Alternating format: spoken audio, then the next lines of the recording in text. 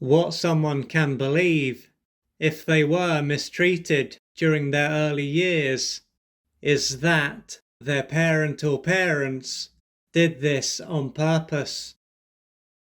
They then did what they could to undermine their child, as opposed to doing what they could to build them up.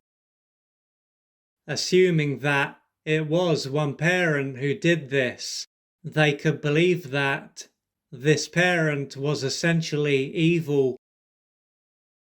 But if they believe that this parent went out of their way to harm them, this is to be expected. Due to what they experienced as a child, they could be in a very bad way and find it hard to handle life.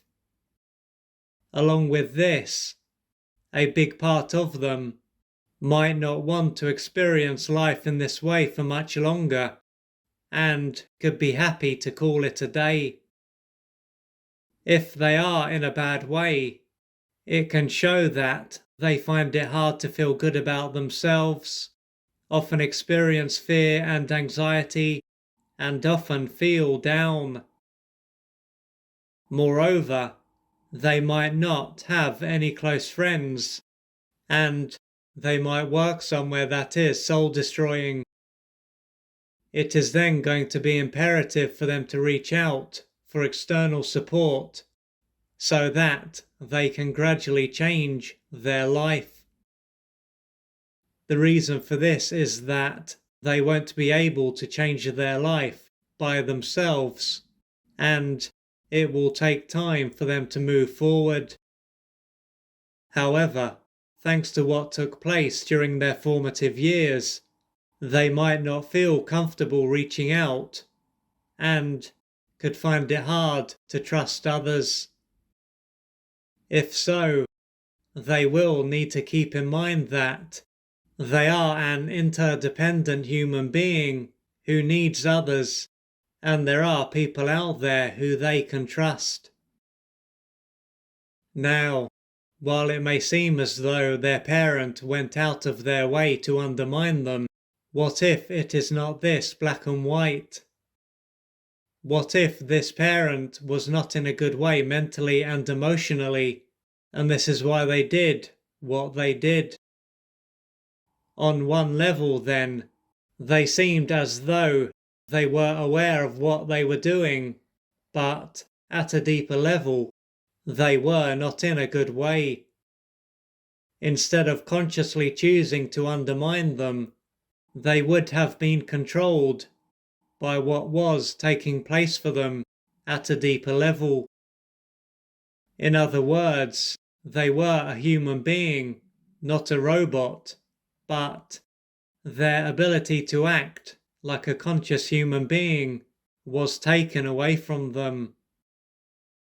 What was taking place outside of their conscious awareness would have influenced how they perceived reality, how they behaved, how they felt, and the thoughts that they had.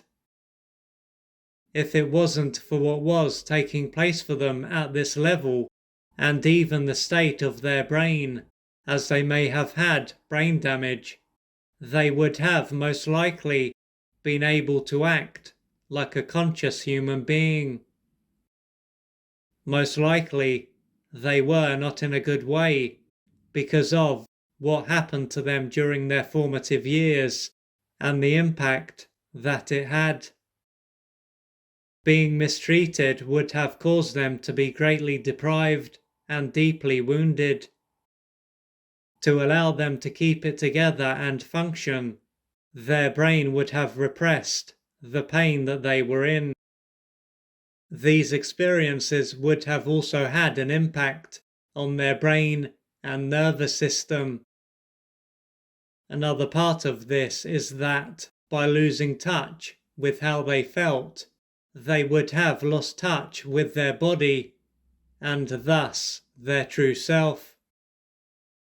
Yet, as this pain and their unmet developmental needs hadn't disappeared, this material would have continued to have an impact on them.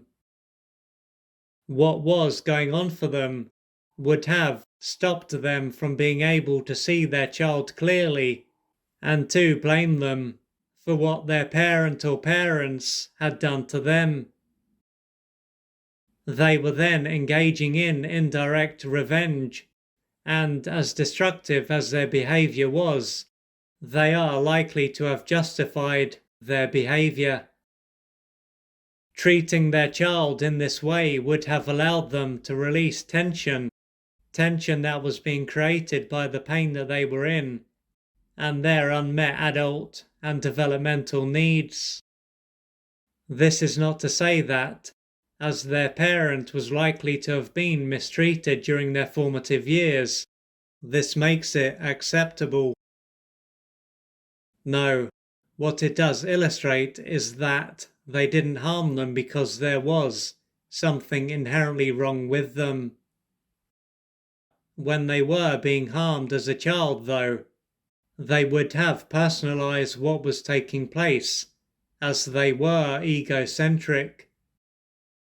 At this stage of their life, it wasn't possible for them to accept that they were not responsible for how they were being treated, and that they were not worthless and unlovable. And how they were treated then will define how they see themselves now. So, as they start to accept that their parent was not in a good way, and how they were treated was not a reflection of their worth and lovability, they can start to see themselves more clearly.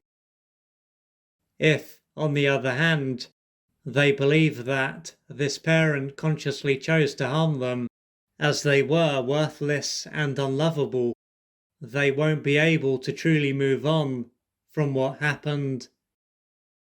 Therefore, in the same way that a parent passes on their genes to their child, they also pass on the issues that they haven't resolved. In both cases, it is not something that is consciously thought about and planned.